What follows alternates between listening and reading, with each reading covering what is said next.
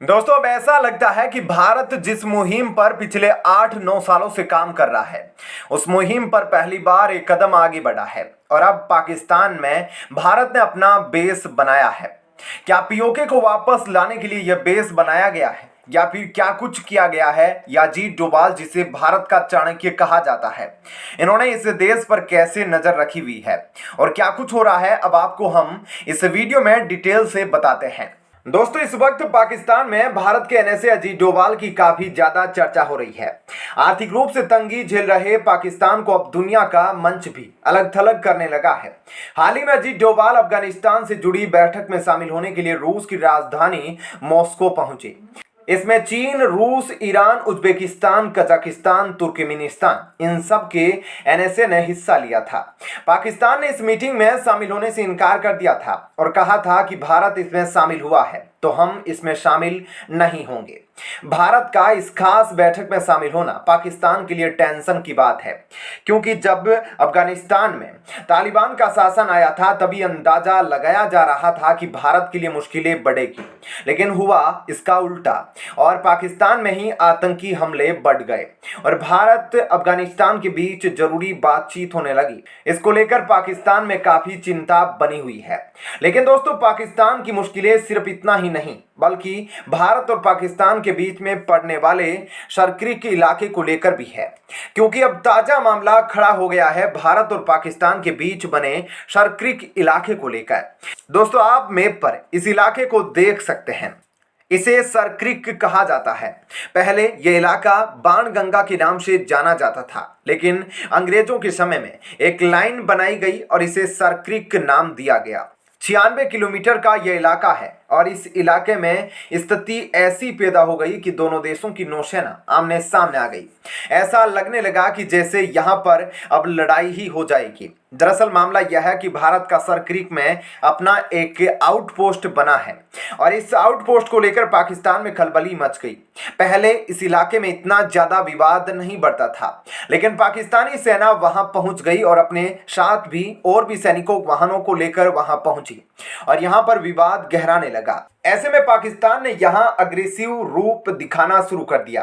दरअसल बात यह है कि पाकिस्तान के मरीन और भारत के बीएसएफ ये दोनों आमने सामने आ गए और सरक्रिक इलाके में हुआ यह कि भारत जो आउटपोस्ट बना रहा था इसे पाकिस्तानी रेंजर ऑब्जेक्ट करने लगे। इसे न सिर्फ पाकिस्तानी नेवी ने ऑब्जेक्ट करना शुरू किया बल्कि अपने साथ बहुत सारे क्राफ्ट और बोट लेकर पहुंच गए कि हम यहां लड़ने को तैयार है। ऐसे में भारत की तरफ से भी बीएसएफ ने उसी तरह से जवाब दिया और भारत ने भी जवाबी कार्यवाही कर दी।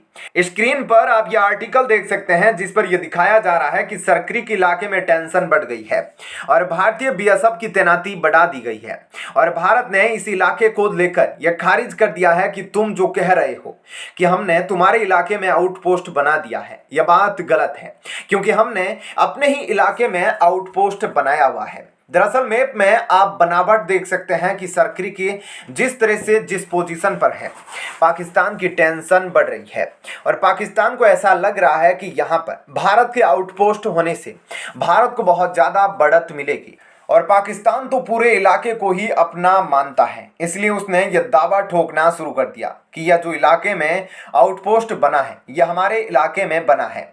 ऐसे में दोस्तों, इस वक्त पाकिस्तान की पोजीशन ऐसी नहीं है कि वह भारत की मार झेल पाए। तो दोस्तों, ऐसे में इस खबर के बारे में आपकी क्या राय है, हमें कमेंट करके जरूर बताएं। और अब आपको बताते हैं ऐसी ही एक और बड़ी खबर। दोस्तों, G20 बैठक जिसका इंतजार भारत कर रहा था कि भारत में हो, वह सब अब शुरू हो गया है। दोस्तों, आगरा में अब यह बैठकें शुरू हो गई है और जो मेन बैठक है वह दिल्ली में होनी है, जो आगामी 6 दिन के बाद होने वाली है। लेकिन इस बैठक का जो सबसे चर्चित मुद्दा है वह यह रहेगा कि भारत के वीटो के लिए इस दौरान चर्चा हो। ऐसे में सवाल ये उठ रहा है कि चीन भारत में आकर कैसे भारत की इस चर्चा को रिस्पॉन्स देता है। यह देखना काफी दिलचस्प होगा। दोस्तों, ऐसे में खबर तो यह आ रही है कि चीन से हो सकता है जिनपिंग ना आए, बल्कि उसका सिर्फ विदेश मंत्री आए। लेकिन आपकी जानकारी के लिए आपको बता दें, जब G20 की मेन बैठक होगी तो दिल्ली में जो होने वाली है, उस मेन बैठक में हर राष्ट्र के जो सबसे बड़े लीडर होते हैं उनका आना कंपलसरी होता है। मतलब कि जो पीएम या प्रेसिडेंट है, ऐसे में ऋषि सुनक, जो बाइडन, रशियन प्रेसिडेंट, ये सभी आने वाले हैं। लेकिन जिनपिंग का आना इसमें सबसे ज्यादा इंपॉर्टेंट है, क्योंकि इस बार भारत जोरदार तरीके से अपनी वीटो की मांग करेगा और इस वीटो पर मोहर भी लग सकती है कि भले ही यूएनएससी में मिलेगी, लेकिन यहाँ पर 80% क्लियर हो जाएगा कि भारत को वीटो मिलेगी या नहीं। आपको ऐसे में क्या लगता है, क्या चीन भारत को वीटो देने के लिए हाँ बोलेगा या नहीं? आप कमेंट करके जरूर बताएं। और अब आपको थोड़ा सा बताते हैं और डिटेल में, जो आगरा में शुरू हुई G20 बैठक, कुछ विदेश मंत्रियों का इस दौरान वहां पर जमावड़ा हुआ। आपको बता दें कि G20 में सबसे पहले सभी देशों के विदेश मंत्री इकट्ठा होते हैं और अलग अलग शहरों में इसकी बैठकें होती है। लेकिन जो मेन बैठक है वह नेशनल कैपिटल में होती है, जैसे कि यहाँ दिल्ली में होगी। उस बैठक में सभी 20 देशों के प्रधानमंत्री और राष्ट्रपति यहाँ पर इकट्ठा होंगे। अब आपको थोड़ा सा रूबरू करवाते हैं, जो आगरा में बैठक हुई वहां पर शहर को कैसे सजाया गया था और उस सम्मेलन में क्या कुछ हुआ। दोस्तों, इस वक्त उत्तर प्रदेश की ताज नगरी को एक दुल्हन की तरह सजा दिया गया है। गली हो या चौराहा, सबकी सजावट देखने लायक है।